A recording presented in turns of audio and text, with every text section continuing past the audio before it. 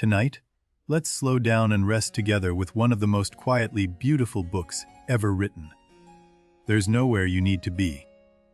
You don't have to stay awake. You don't have to remember anything. If you drift off, that's actually the best possible ending to this story. Maybe lately things have felt a little rushed, like you've been moving through days without quite arriving in them. That feeling is ancient and real. Tonight's story knows that feeling, the longing for something real in a world that keeps counting things. Let it hold that for you, just for now. The Little Prince looks like a children's book. Small pages, gentle watercolors, a boy with golden hair. But it is one of the saddest and truest things ever written. Our narrator is a pilot. He doesn't give us his name. He begins by telling us about a drawing he made when he was 6 years old. He drew a boa constrictor eating an elephant. To every grown-up who saw it, it looked exactly like a hat. He was very surprised by this. Grown-ups told him to put away drawing and study geography instead. So he gave it up. He learned to pilot planes. He learned to be a grown-up. Whenever he met someone who seemed intelligent, he would show them his old drawing. But everyone always saw only a hat. He stayed lonely that way. Then, 6 years ago, his plane broke down over the Sahara, 1,000 miles from any town. Alone in the desert with tools and 8 days of water, he slept on the sand exhausted. Then at dawn a small, strange voice woke him up. "Please," it said, "draw me a sheep." He looked up to find a most extraordinary little person standing there. Golden hair, a golden scarf, looking at him quite seriously. Far from anywhere. The aviator looked all around. No sign of a town, no road, no tracks. No way to explain how this child arrived in the middle of the Sahara. He drew a sheep. "Too sickly," said the prince. He drew another. "That one looks like a ram." A third. "That one is too old." He kept drawing. Finally, exhausted, he drew a box. "Inside this box is your sheep," he said. The little prince's face lit up completely. "That is exactly what I wanted." He studied the drawing for a long time. He was very pleased that the sheep could sleep in the box at night. The aviator was charmed by that. The aviator slowly realized this was not an ordinary child. There was something unhurried about him. Something that looked past the surface of everything it saw. Before we follow the prince deeper into his story and learn where he truly came from, let me pause here just a moment, between you and me. If this kind of story feels like the right way to end your night, we do this every week. A great book, told gently. A subscribe means we'll be here. Thank you. Now, back to the desert. Back to the prince and the aviator sharing a strange golden morning.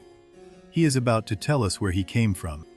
Slowly, across many mornings, the prince revealed his story.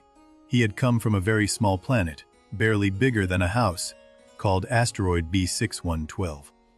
His greatest problem was baobabs. Their seeds looked just like rose seeds at first. Left untended, they could split a tiny planet apart with their roots.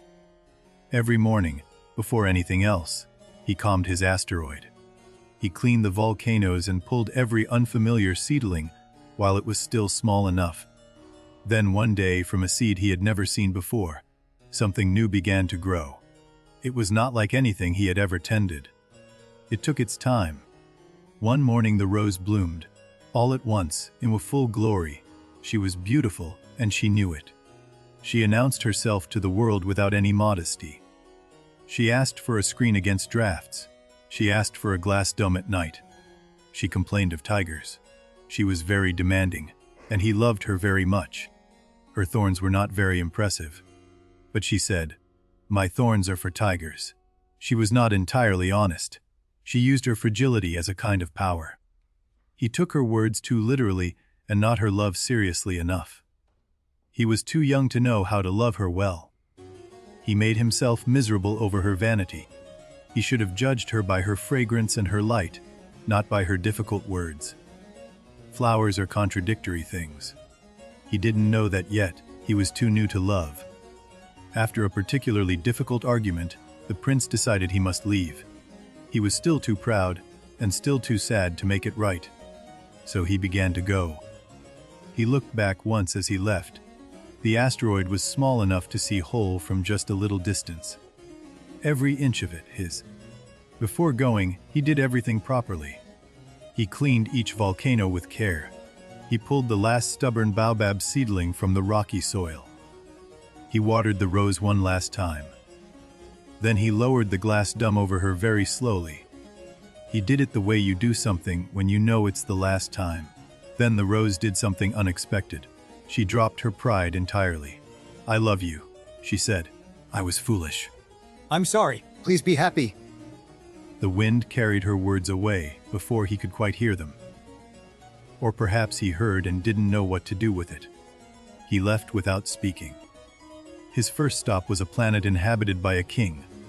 The king sat on a throne that took up almost all the space. There was barely room for a visitor. The king believed he ruled everything, the stars, the planets, even the sun. He commanded the sun to set. It set. At exactly the time it was already going to set. The prince asked why. The king explained a good ruler commands only what can happen. A reasonable order will always be obeyed. That is what power means. The king wished to appoint the prince his minister of justice. There was no one to judge, but that was a minor detail. The title mattered more. The prince left. There was nothing to be learned from reasonable authority. Authority that called itself reasonable, but needed no one's consent. He moved on. The second planet belonged to a man who wanted only to be admired. Nothing else. He bowed and tipped his hat before the prince had said a word. He could only hear approval. "Do you admire my hat?" he asked. "Yes," said the prince. The man bowed again immediately. Every answer became a compliment. The prince admired him briefly, simply because he was told to. But admiration with no real content soon made him feel hollow. There was nothing here to fill. Grown-ups are very strange, he thought as he left. He didn't say it unkindly. He was simply filing the observation away for later. He had many more planets to visit. The third planet held a drunkard. He sat surrounded by empty bottles and full ones, drinking to forget the shame of drinking. The loop had no exit. Asked the prince. "To forget," said the man. "To forget what?" "To forget that I am ashamed." "Ashamed of what?" "Of drinking."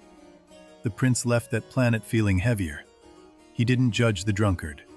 He simply understood, young as he was, that some sadnesses have no quick way out. The fourth planet was the biggest so far. A businessman sat at a desk buried in papers, muttering numbers. He had not paused in 53 years. "What do you own?" asked the prince. "Stars," said the businessman. 501,622,731. "What good does owning them do you?" asked the prince. "I can buy more stars," said the businessman. The prince found this entirely unsatisfying. "So do we." "I own a flower," said the prince.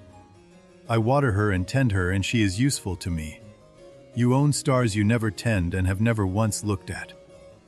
The fifth planet was the smallest of all. There was room for only a street lamp and a lamplighter. Yet the prince thought it was the most worthwhile. The planet spun so fast that day became night every minute.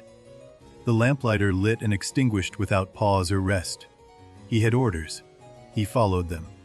He was the only one among all the grown-ups the prince had visited who was not entirely focused on himself. He served something outside himself. That made all the difference. He wished he could stay. He could have been a friend to this man. But the planet was too small. There was not room for two lives there. He moved on. The sixth planet was 10 times larger than all the others.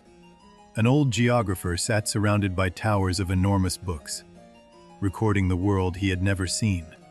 The geographer only recorded what explorers told him. He never verified anything himself. "A geographer is too important to go wandering about," he explained, quite seriously. The prince described his asteroid. The geographer listened carefully. He would not record the rose, though. Flowers are ephemeral. They do not last. We do not record them. Ephemeral. The word struck the prince like cold water. His rose would not last. She was already threatened by time. And he had left her alone. He felt the weight of that. "Visit Earth," said the geographer. "It has a good reputation." The prince looked up Earth in the enormous records. He added it to his journey. It would be his last stop. Earth was enormous. He landed in the desert and felt very small. The first living thing he encountered was not a person. It was a golden snake in the sand. The snake was coiled on a pale rock, golden as the desert. It greeted him gently. It found him curious. It could see he was a long way from home. "I can solve any riddle," said the snake, "and I can send anyone back to the land from which they came. One touch," he said it kindly. That made it stranger. The prince politely said he was not ready yet. He had people to meet and things to understand. The snake said it would wait. It was patient. All snakes are. He found a rose garden next. 5,000 roses, all in bloom, all beautiful. He stood among them thinking of his own rose, who had told him she was unique in all the universe. He lay down in the grass between the rows and wept. His rose had told him she was the only one of her kind. He thought he was rich. Now he felt poor. Then a fox appeared at the edge of the garden, where the wheat began. He sat at a careful distance and looked at the prince with amber eyes. "Come and play," he said. "I cannot play," said the prince. "I am too sad and I do not know you." "You could tame me," said the fox. "What does tame mean?" The fox sat down to explain. "To tame is to create ties," said the fox. "Right now you are just a boy like 100,000 boys to me. But if you tame me, I will need you and you will need me." "Tame me," said the fox. "Come each afternoon. Sit a little closer each day. Say nothing. That is how it begins." The prince agreed. He would come back. "And come at the same time each day," said the fox, "so that by 4 o'clock I will already feel happy. Then I will discover the price of happiness, the right of waiting." So the prince came back, each day a little closer. The fox began to tremble slightly when he saw him coming. The wheat field was already beginning to mean something. The day came to say goodbye. The fox was sad, as he knew he would be. But he said it was worth it. The sadness after taming is part of what taming means. The fox gave the prince a gift before he left. "You become responsible forever for what you have tamed." The prince understood. He thought of his rose. Then the fox gave his second secret. What is essential is invisible to the eye. The heart sees what the eye cannot. The prince memorized it with his whole self. The prince walked back through the rose garden with the fox's words still in him. He looked at the 5,000 roses differently now. Something had shifted. He stopped in the middle of the garden and spoke to the 5,000 roses. "You are beautiful," he said, "but you are empty.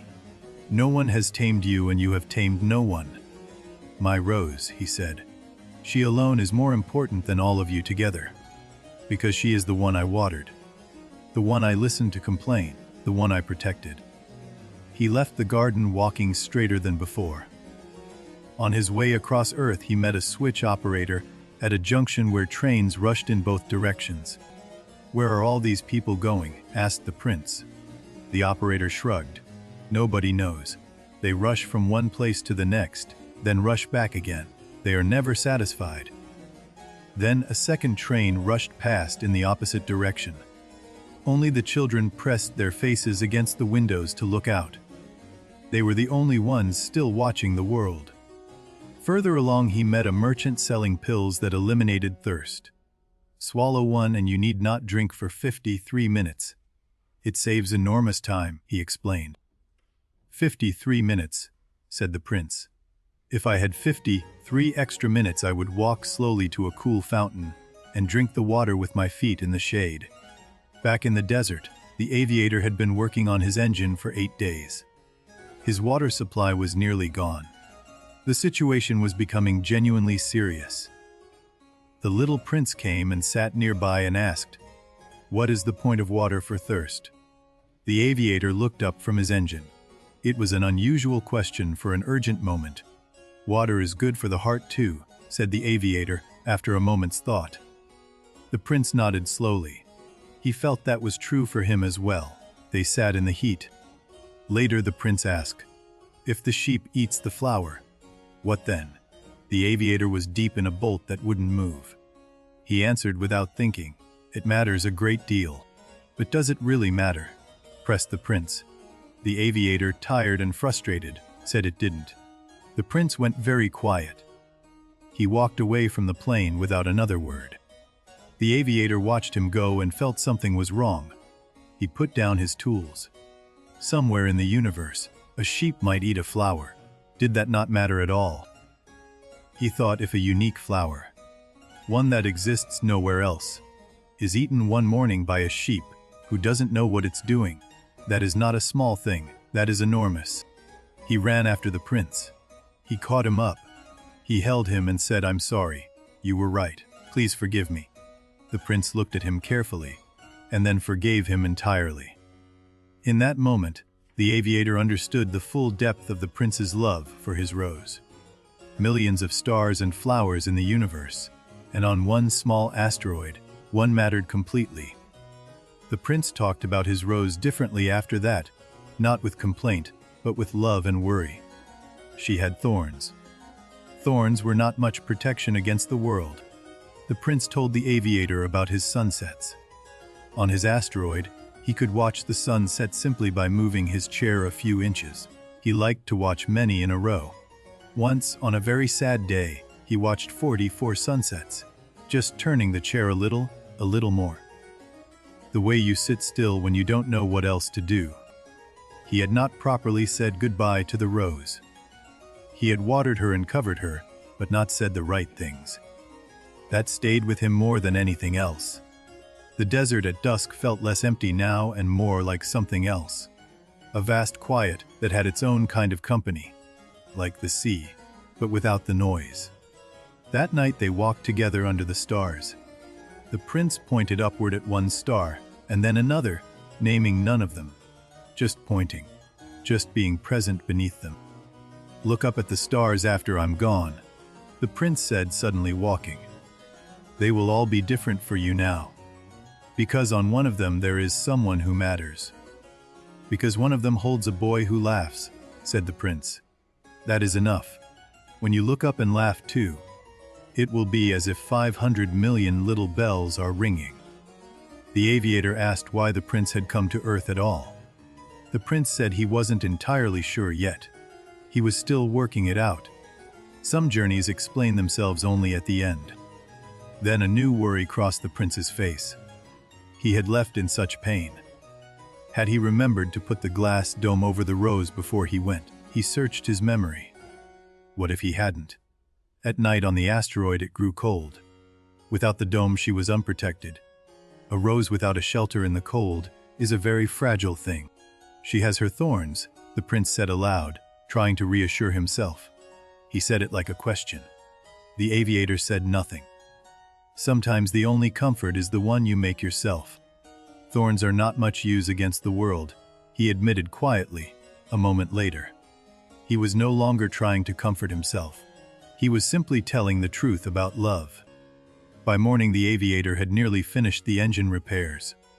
His plane would fly. He could leave the desert at last. But leaving felt less clear than it had 8 days ago. He did not feel like getting in the plane. The thought of leaving this small patch of desert felt, against all reason, like leaving something important behind. He stayed another day. Something in the prince's manner had begun to worry the aviator. A quality of arrival, of things being finished. As if the prince knew which part of the story they were in. That afternoon they went walking and found a well. There in the middle of the open desert. An old stone well with a wooden bucket and a rope and pulley. It should not have been there. Yet there it was. As clear as anything. The aviator told himself it must have been there all along, but he knew the desert. He had crossed it many times. There had been no well. Together they worked the pulley. The rope was old and it sang as it moved. The bucket was heavy when it came up full. They worked without speaking easily. The water came up cool and clear. The aviator drank deeply, and it was the best water he had ever tasted. Better than ordinary water. Because of the walk and the work. It reminded him of a well in a village he knew as a child. The effort to reach the water, the rope and the bucket. How water tasted when your body had worked for it. The prince said, "Men have forgotten this truth. But you must not forget it. What made this water good was the walk in the night, and the pulley's song, and our arms working together. The eyes cannot see what makes water beautiful," he said. What is essential is invisible. The fox's words again, but now made real in cool water and desert light. Notice how the same truth keeps arriving. That evening the aviator looked at the prince and felt something cold move through him. Something in the boy's face, a settled quality he hadn't noticed before. Too still, too complete. The prince looked at him across the fire and said quietly, "1 year ago today I came down here, to this exact place in the desert. Do you understand what I'm telling you?" The aviator felt the dread settle in his chest like a stone. He knew what the prince was telling him. He simply was not ready to hear it. He asked no questions. The prince looked toward a certain place in the desert, the spot where he had first appeared. He looked at it the way you look at something you are returning to. He said, "Tomorrow night I will go home." He said it simply and clearly, the way you state a fact about weather. "My asteroid is too far, but I know a way back." "Don't come and watch," he told the aviator. "It will look sad. I don't want you to be sad for no reason. I promise it won't really be sad. Not for me." The aviator said he would not leave him alone. Whatever happened, he would be there. The prince nodded slowly. He had expected this. He did not argue. "It will look like I'm suffering," the prince said carefully. "But the body is heavy. I'm leaving it behind. It's like leaving an old coat. Don't be frightened when you see it." Then he explained about the snake. The golden snake in the desert. One touch, and it would send him home. The way light travels. The way a dream dissolves at dawn. The aviator did not want to understand. He heard every word perfectly. But some things you hear fully and refuse completely at the same time. He sat with the prince in the cold night. That night the prince rose quietly from where they had been sitting. He began to walk. The aviator, half asleep, opened his eyes and followed without a word. The prince walked slowly, looking up at the stars. He seemed to be speaking to them under his breath. Or perhaps listening. The aviator kept a careful distance behind him. The aviator watched the prince's face whenever the starlight was strong enough. There was no fear in it, no hesitation. Only the expression of someone walking towards something they chose. The aviator moved up beside him. He said, "There must be another way." He said it knowing there was none. He said it because you say things like that when you cannot say anything else. The prince said, "My body is too heavy to carry home. The stars are very far. A body cannot travel that far." He said it gently, the way you explain to someone you love. "Think of it like an old shell," he said. "When you find a shell on a beach, you don't grieve for the creature inside. You know it has simply moved on. It is like that." "I'm not really dying," the prince said. "That word doesn't quite fit. It's more like going home by the only available route." The aviator said nothing. There was nothing to say. The aviator heard every word the prince said. He understood them.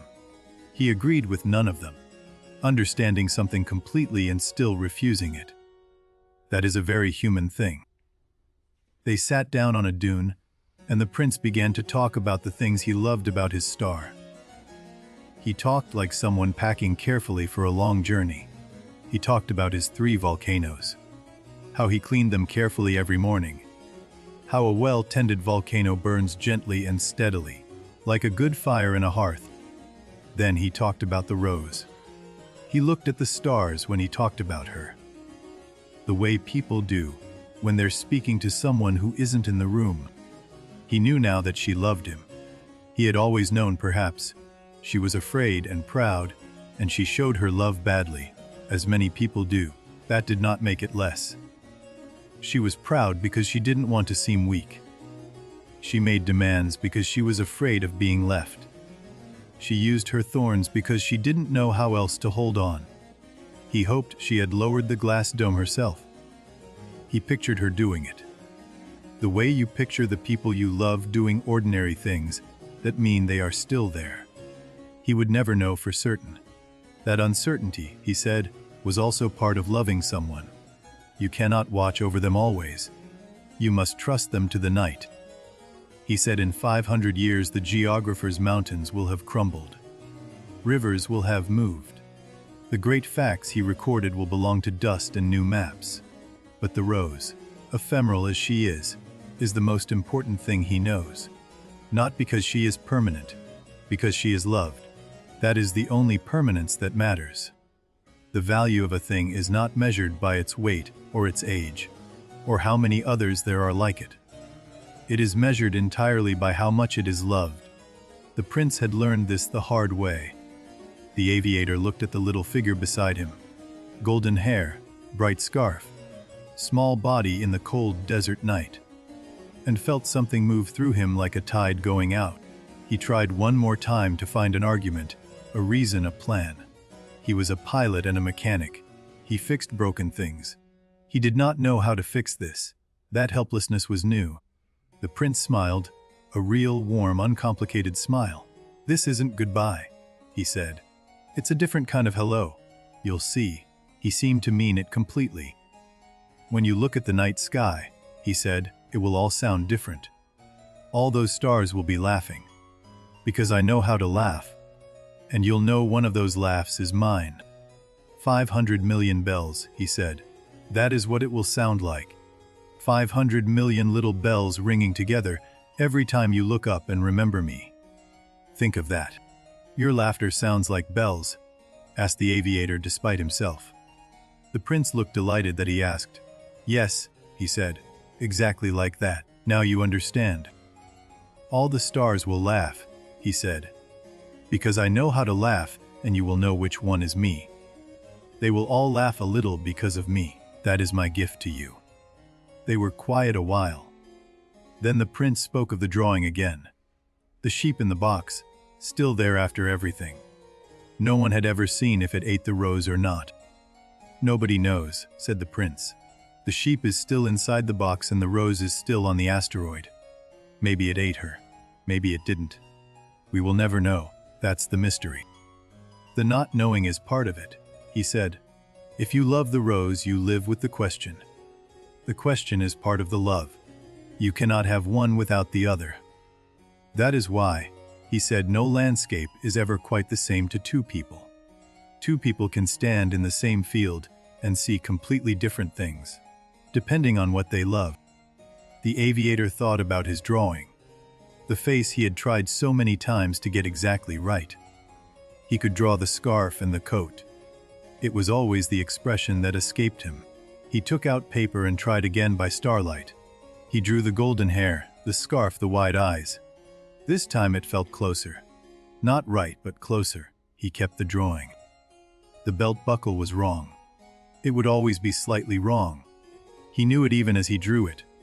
Some things about a person refused to be fixed on paper. He accepted that. "Grown ups are strange," said the prince, with great affection. "They never understand anything by themselves. It's exhausting to explain things to them, but you're worth explaining to." The aviator had understood. He understood the sheep and the rose and the fox. He understood what is essential and invisible. "That was rare," said the prince, "worth something." They sat together in silence for a long time after that. The desert breathed around them. The stars turned slowly. Neither of them needed to speak, and neither of them did. Finally the prince spoke.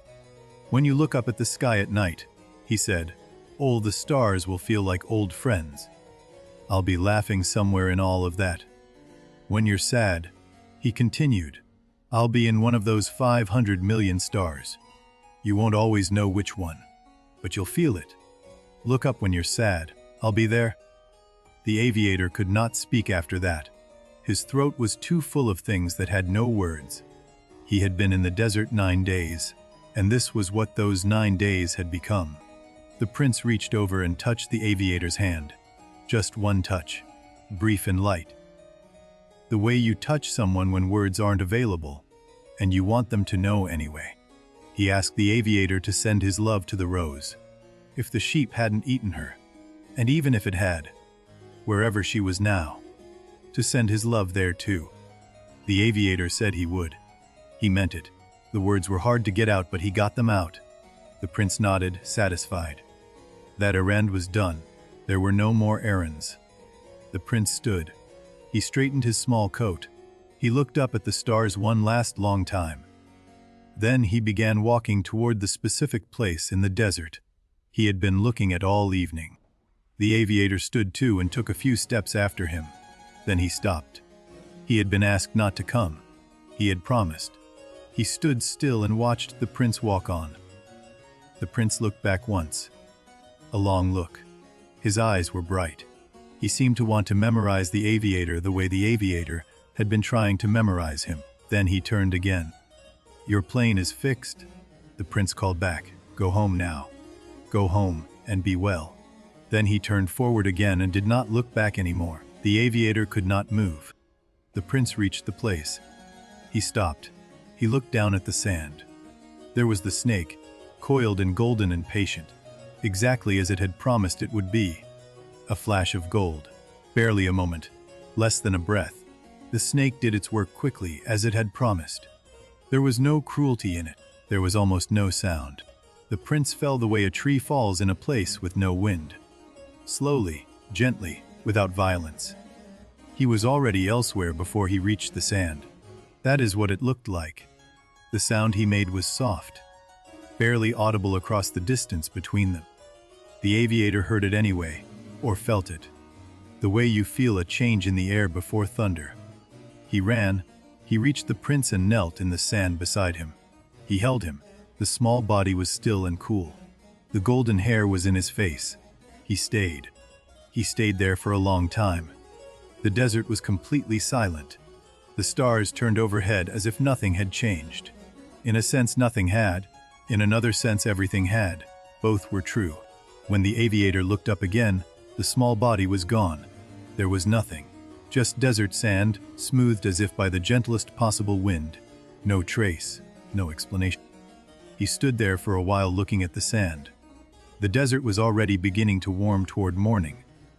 He looked at the sky, then at the sand, then at the sky again. He was not entirely sad. He was sad, yes. But through the sadness something else moved.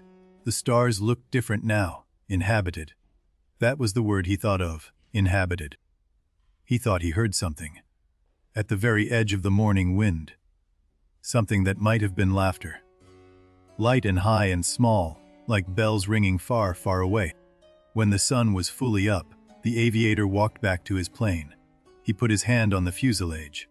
Still warm from the previous day. He got in. The engine started on the first try.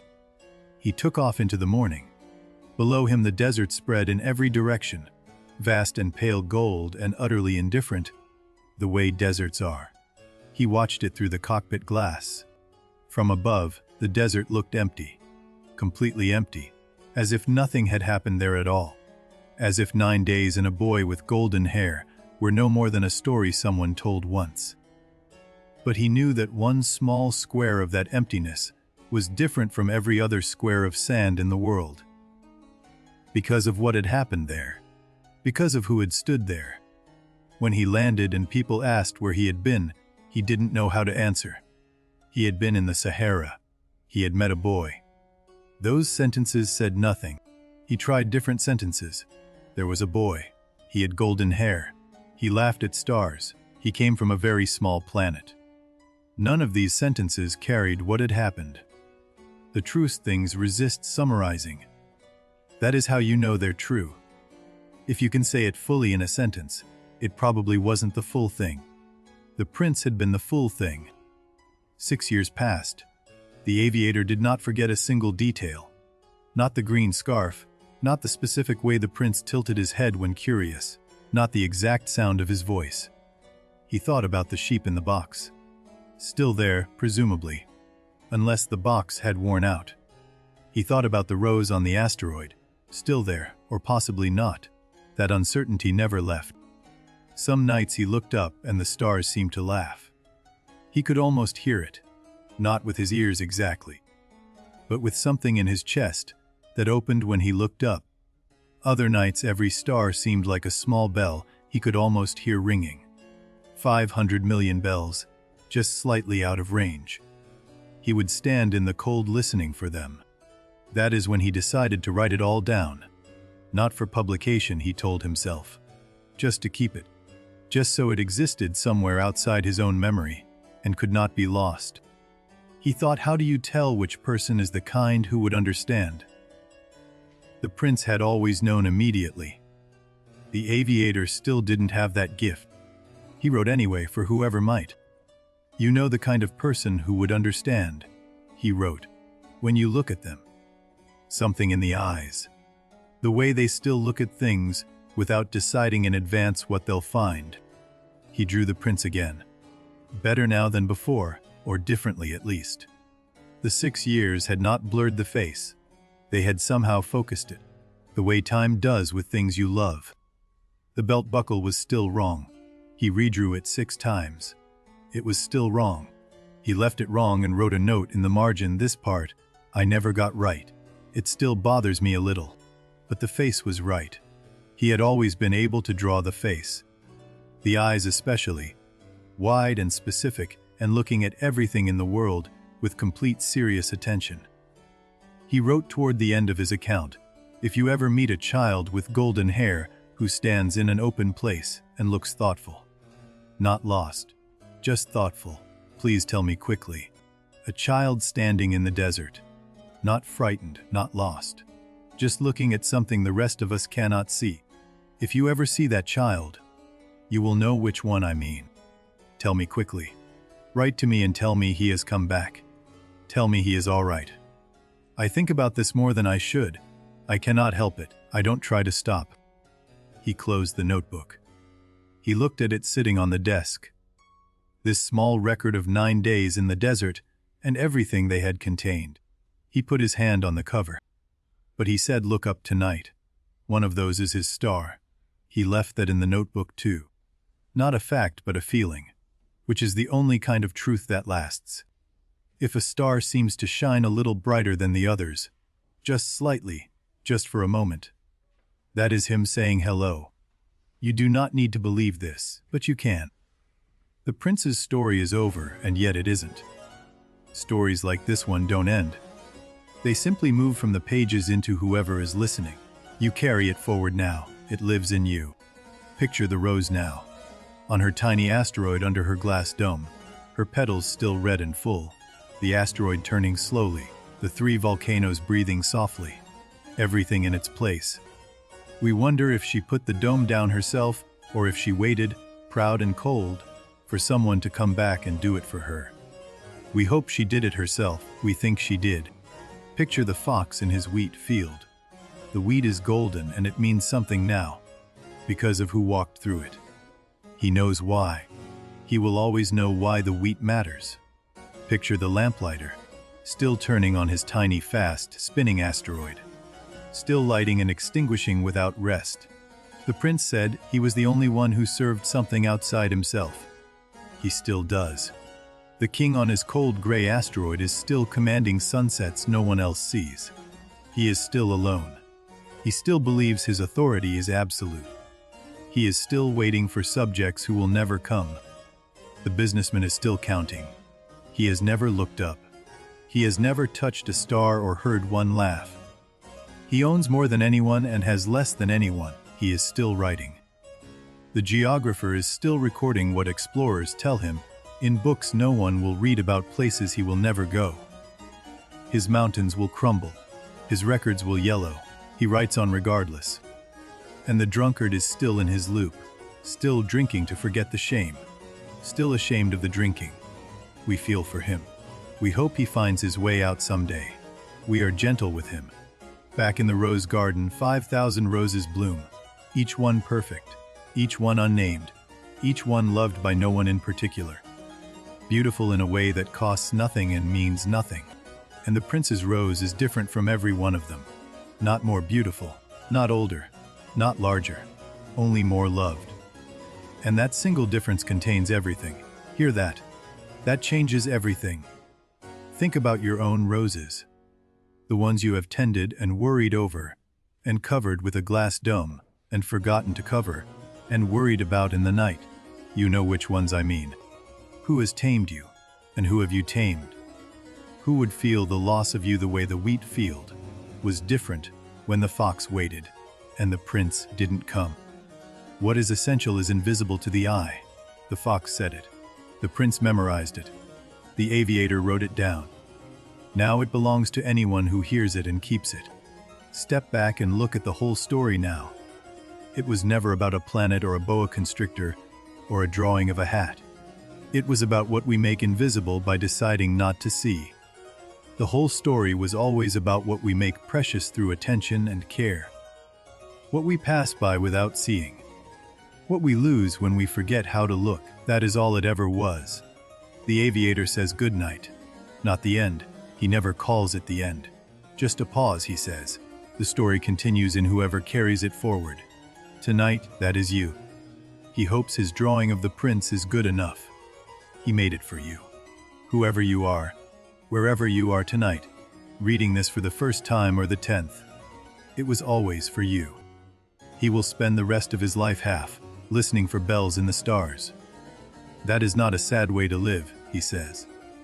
It is actually quite beautiful to have a star that sounds like someone laughing. And he will spend the rest of his life half, wondering about the sheep in the box. Did it eat the rose? He will never know. That open question is his companion. He has made peace with it. The not knowing is the most tender part of the whole story. Not the sadness of the desert. Not the laughter in the stars. The sheep in the box. Still there. Still a question. We close the book now, or the notebook does. But we are different from when we opened it. Something has moved in us. That is what the best stories do. They rearrange the furniture. The little prince is not gone. He walks through our imagination now. He has been walking through it for a while. Since the first sentence. Since the sheep, he never really left. He is on his asteroid right now, watching sunset number 45. The chair turned just slightly. The sun going down slowly. The rose behind her dome. Everything still needing to be tended. He is in the wheat field with the fox, both of them learning what taming means. The lesson is happening right now, somewhere for someone. It never stops happening. He is in the rose garden, understanding finally why his rose matters. Standing among 5,000 others and knowing his is different. The understanding fresh on his face like water. He is at the well in the desert, drinking water that is good for the heart. The pulley singing. The rope rough in his hands. The water cold and sweet and earned. He is in the cold desert on the last night, not afraid. Walking toward the snake with his coat buttoned and his scarf straight and his eyes clear. He knows what he is doing. He chooses it. He is in every child who looks at a drawing and sees an elephant inside a boa constrictor. In every person who has not yet decided what things are before they see them. He is in everyone who still knows what matters and tries to say so. Even when the words come out wrong and the belt buckle isn't right, he is in the trying. He is in us now tonight in this quiet hour. The story has done its work. Look, something is different than it was an hour ago. That is the prince's doing. That is always his doing. Now we shift from the story itself to the story behind the story. Who was Antoine de Saint-Exupéry? What kind of life produces a book like this? We'll spend some time there next. Antoine de Saint-Exupéry was not simply a writer who happened to fly. He was a pilot first. Someone the sky had claimed before literature ever got a chance. He was born in Lyon, France in 1900. Fourth of 5 children in an aristocratic family. His world was large houses and quiet rooms and people who told stories in the evening.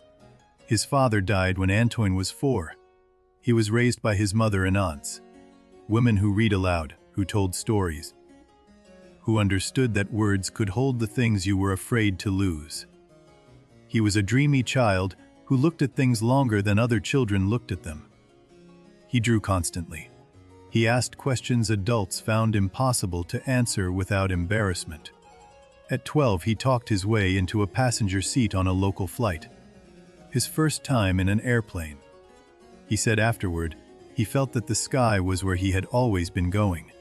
He earned his pilot's license at 21. Then, in the 1920s, he began flying mail routes, first across France, then across the Sahara, then over the Andes in South America. Flying mail in the 1920s and 30s was not what we think of when we think of flying now. The planes were fragile, the weather was brutal. The routes crossed deserts and mountain ranges without instruments. He survived multiple crashes. Several of his fellow pilots did not. Each time he walked away from wreckage, he wrote about it, turning fear and survival into something he could examine and keep. The crash that matters most to this story happened in December 1935. He was attempting a speed record flight from Paris to Sagan when his plane went down in the Libyan desert. He was stranded for 4 days with his mechanic. No water. Temperatures dropping at night. They walked in expanding circles across the sand. On the 4th day, a Bedouin caravan found them. The desert got into him. Not just the fear of it, the beauty of it. The silence. The stars at night with no light to compete with them. The feeling of being reduced to what matters. Before he wrote The Little Prince, he wrote about flying in 2 other books. Night Flight in 1931, about the first night air mail routes. Wind, Sand and Stars in 1939, about the Sahara crash. Then there was Consuelo. He met her in Buenos Aires in 1930. A Salvadoran writer and artist, vivid and magnetic and complicated. He fell completely in love. They married within months. Consuelo was demanding and theatrical. She required attention the way a rose requires water. She was also generous and creative, and could make any room feel alive. She even called herself his rose. Their marriage was turbulent. Separations and reunions. Letters that went unanswered, and then ones that didn't. He left and came back, and she was difficult, and he loved her anyway. Then in 1940, France fell to Germany. Saint-Exupéry flew missions until the armistice. After that, there was nothing left for him to fly for, and he was sent into exile. He arrived in New York in December 1940. He was 40 years old, unhappy, restless, homesick for France and for the sky. New York was enormous, and he felt very small in it. He had been doodling the same small figure in his notebooks since the 1930s. A little boy with golden hair. On minutes, on tablecloths, on letters. The same child over and over.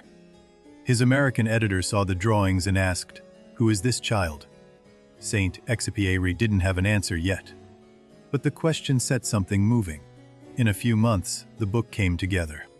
He wrote it simultaneously in French and English. An unusual approach. The French was instinctive, from deep inside him. The English was deliberate, a translation of himself for a new world. He painted the watercolors himself. He had no formal art training. The style looks naive, but deliberately so, the way a child draws before being taught that drawing has rules. The colors he chose are all soft, slightly washed out, a little faded at the edges, like memory. Like the way you see something years later when you close your eyes and try to find it. He called it a children's book, but his friend Leon Wirth, to whom he dedicated it, was a 60-year-old man. Saint-Exupéry was writing to himself. He dressed it in a child's clothes to get it past the defenses. The dedication reads, "To Leon Wirth, I ask children to forgive me for dedicating this book to a grown-up." Then he explains, Leon is the best friend he has in the world. But Leon was an adult, so he corrected himself.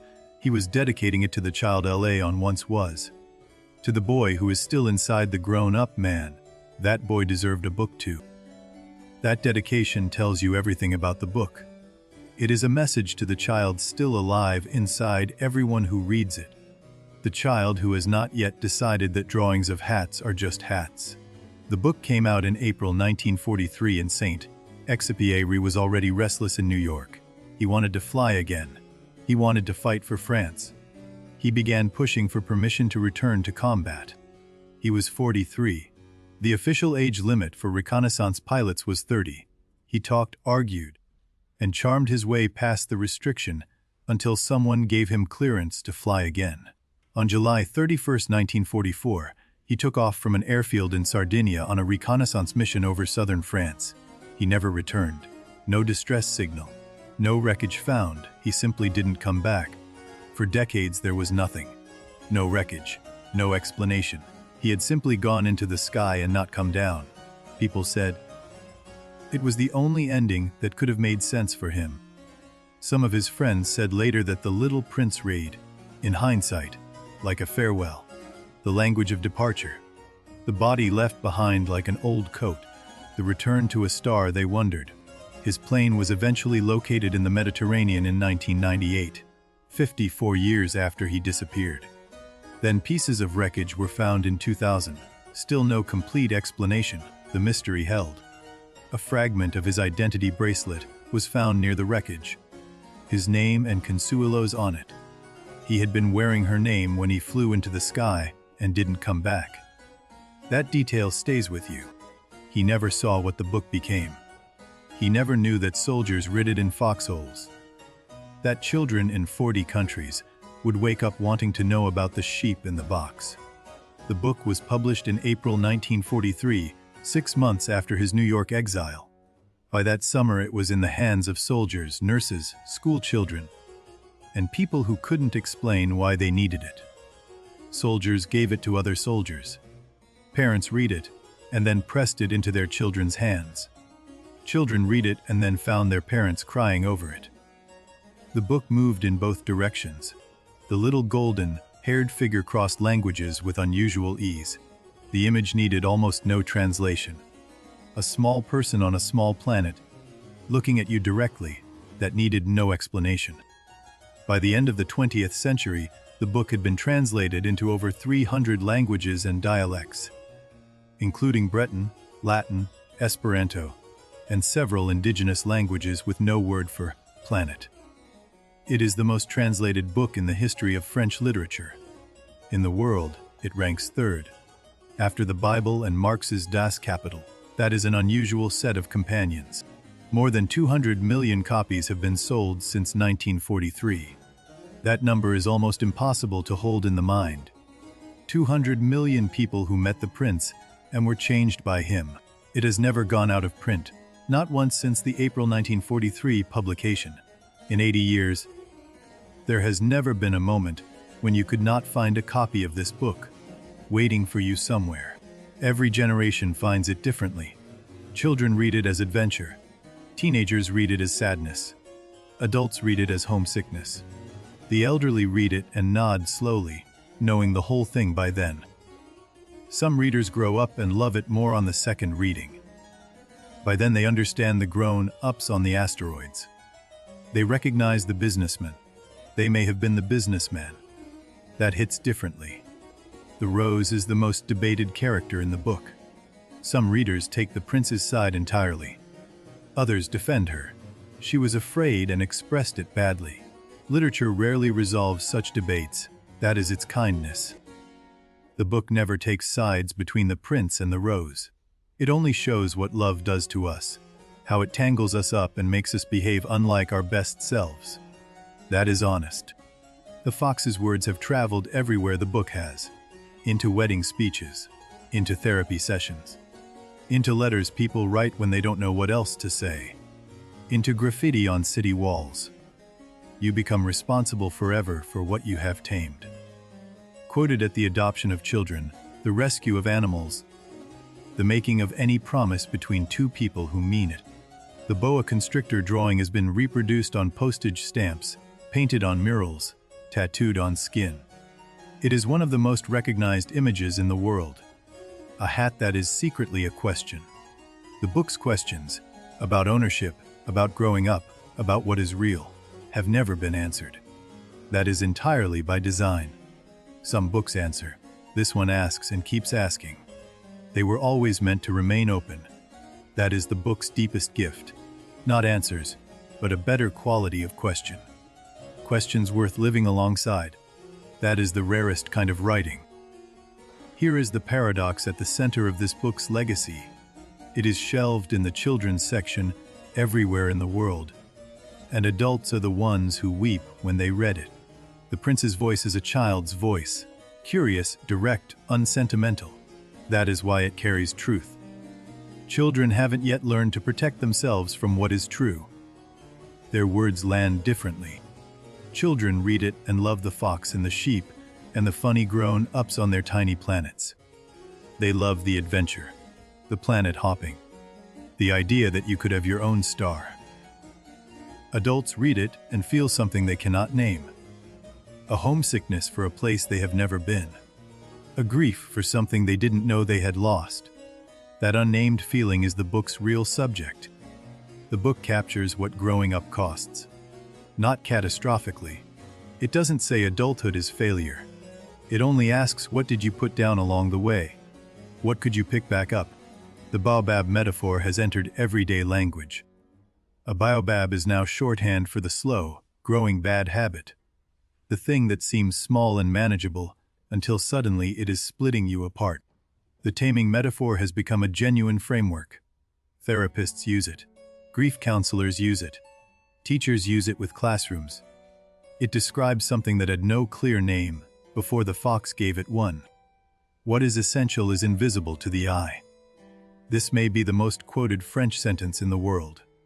More recognized, in more languages, than lines from Voltaire or Hugo or Camus. Adaptations of the book have appeared in almost every art form. A Broadway musical in 1981, a Russian ballet, multiple animated films, an opera, a 2015 Netflix film that reimagined the framing story. The adaptations receive mixed responses. Viewers often feel protective of the book. Any version is measured against the interior image each reader already carries. No film matches the book you read inside your mind. The image of the prince on his tiny asteroid has become one of the most recognized images of loneliness and hope in modern culture.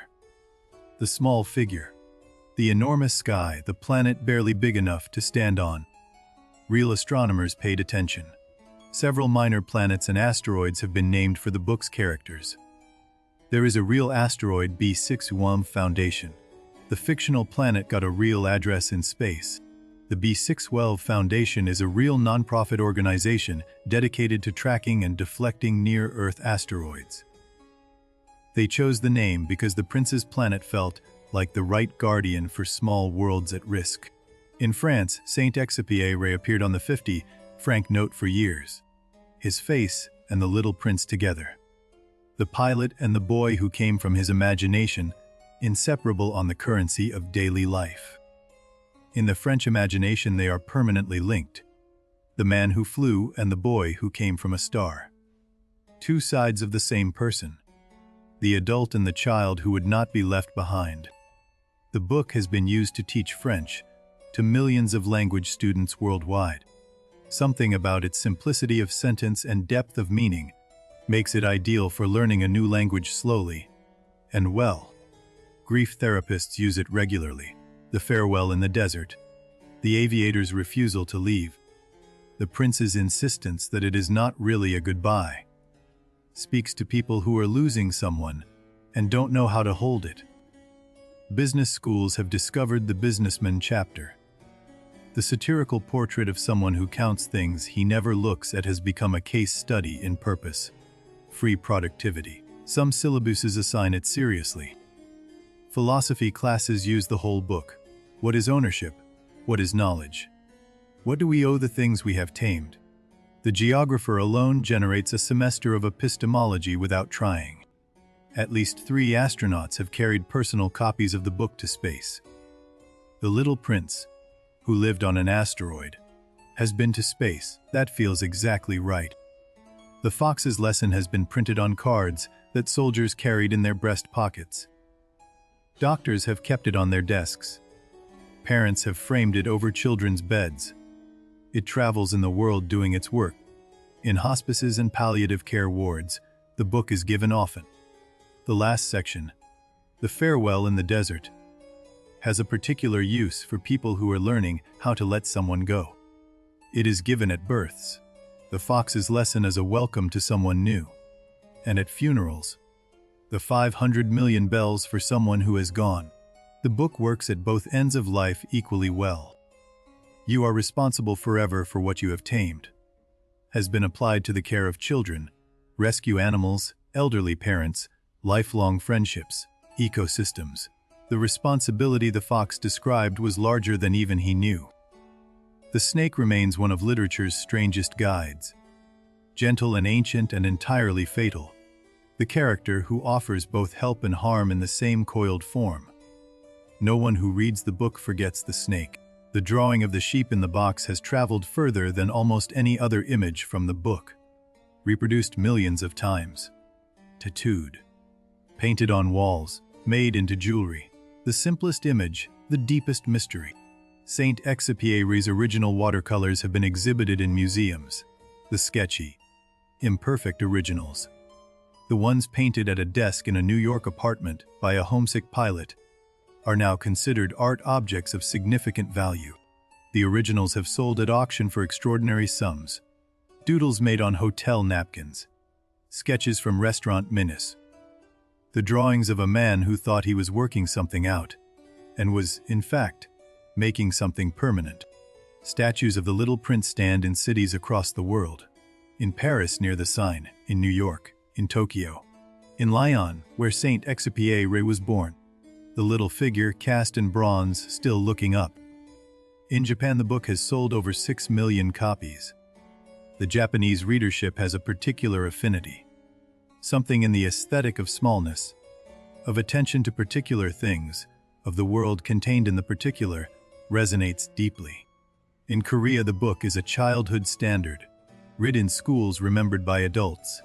The fox's words appear in Korean on cafe walls and in stationery shops. The rose is understood here as a poem about love.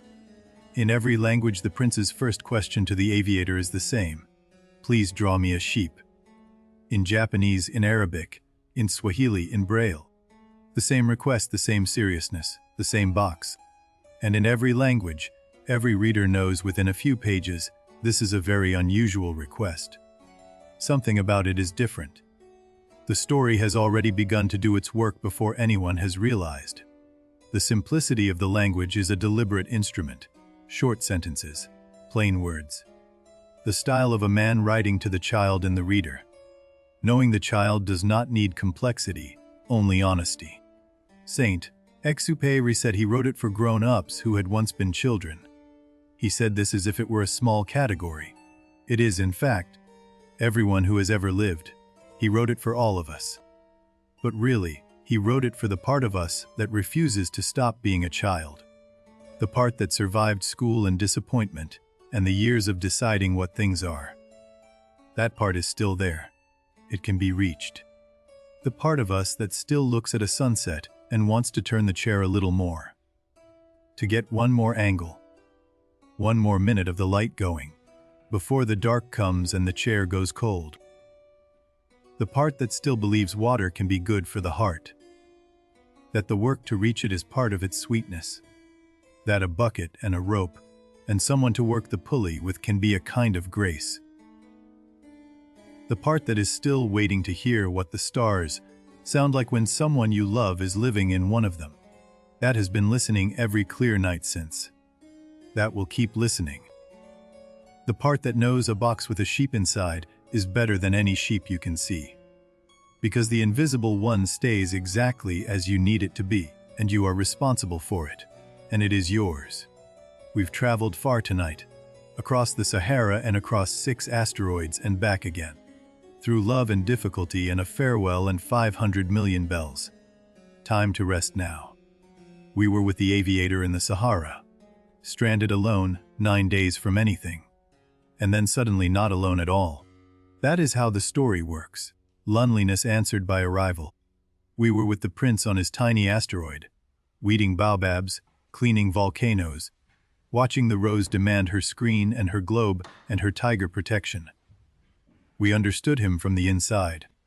We sat with the fox and the golden wheat and learned what taming means.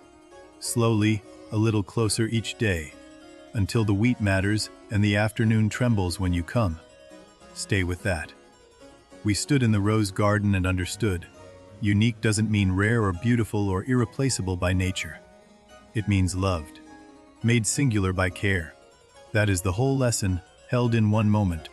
We drank from the impossible well in the open Sahara. The water cold and earned and sweet. Good for the thirst, yes. And also, the aviator confirmed it, good for the heart. We said goodbye at the edge of the desert night. We were there with the aviator when the prince walked into the dark. We held it too.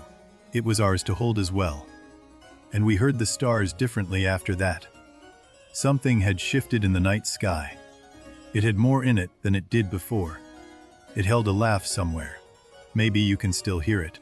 The themes rest around us now like the desert rests at night, vast and quiet and containing more than it shows. Let them settle. You don't need to carry them all at once. What we love we must tend or lose. Not dramatically, not all at once, just the slow loss of what we stopped watering. The baobab grows while we sleep if we let it. What we make precious by attention becomes irreplaceable. Not by effort alone, by the specific quality of returning, the same time each day. The wheat beginning to mean something. The essential things cannot be proven or pointed at or photographed or counted. The businessman could not count them. The geographer could not record them. They exist in a different register entirely. Only felt. In the texture of wheat when you love someone who made it mean something. In the creak of a well rope. In the sound almost, like laughter in the stars on a clear night. The book asks us nothing and asks us everything. It sits quietly in its slim pages and does not insist. It simply waits, like a good friend, for you to be ready to hear what it is saying. It only says, look more carefully, love more carefully. Notice what you have been walking past. Notice who is waiting for you to come back at the same time each day. That is all. The desert is very quiet now. The stars are out and the air is cool. Somewhere the aviator is making his drawing one more time, the belt buckle still slightly wrong, the face exactly right. Somewhere up there is a small planet barely bigger than a house. 3 tiny volcanoes, cleaned and quiet. The surface swept. Everything in its careful order. A small world tended with love. And a rose who has let down her glass dome and is breathing the night air of her small planet. Her petals open. No performance now. Just herself in the dark, alive and breathing. She is proud and difficult and sometimes foolish and waiting. And that is love, really, the whole complicated arrangement of it. The thorns and the fragrance and the glass dome, and the one who comes back. Somewhere in a wheat field a fox is sleeping. He chose to be sad today and it was worth it. The wheat means something because of him. He will always know why, that is enough. When he wakes, the wheat will still be meaningful. He will stand and look at it and know why it looks the way it does. The knowledge will not fade. Taming is permanent. That is the gift and the cost. The aviator still draws that belt buckle wrong. He has tried 600 times since that night in the desert. It is always slightly off. He has stopped minding. The face is right. That is what counts. He looks at the night sky and hears bells sometimes. Not every night. Not always. But enough. Enough to know the prince was right about this too. Enough to keep looking up. Enough. That is enough. More than enough. To have a star that sounds like someone laughing. To carry that. That is not a small thing. It is actually quite a large thing to have. The voice is getting quieter now. That is the way of bedtime stories. They slow toward the end. They lower the lights. They bring you gently to the edge of sleep. You're close. Let it happen. The images begin to soften. The desert, the stars, the golden hair, the green scarf trailing in the asteroid wind. Everything becoming quieter and warmer and easier to hold. The rose behind her glass dome, the aviator's drawing on the desk, the fox in his golden field, the well in the open desert. All of it still, all of it in its place. Everything exactly right. The night is deep and kind. There is nothing you need to do right now. Nothing to remember, nothing to worry about, nothing to decide. The night is holding everything. You can let go. The stars are doing their work without you. Turning slowly in the dark, the way they have for longer than anyone can imagine. They don't need watching. They are perfectly fine on their own tonight. If you hear something like bells very far away, that is the sky saying goodnight. It is not a sound you can prove. But some things don't need proof. They only need your permission. The wheat field is golden in the moonlight. Breathe in, breathe out. The fox is asleep in it, and the wheat is still, and the moon is making everything silver at the edges. The little figure with golden hair is there if you look. Just at the edge of sleep, where the things you love best wait, when you are almost under. He is there, he always will be. He is not sad and you are not sad. Everything that mattered was real. The aviator's water was good for the heart. The fox's wheat still means something. The rose is safe, it was all real. The stars are very beautiful tonight. They always are. But tonight you know something about them that you may not have known this morning. Look up when you can. One of them is laughing. Good night, sleep well. The rose is safe behind her glass dome. The sheep is still in the box. And somewhere in 500 million stars, a boy with golden hair is laughing, just for you.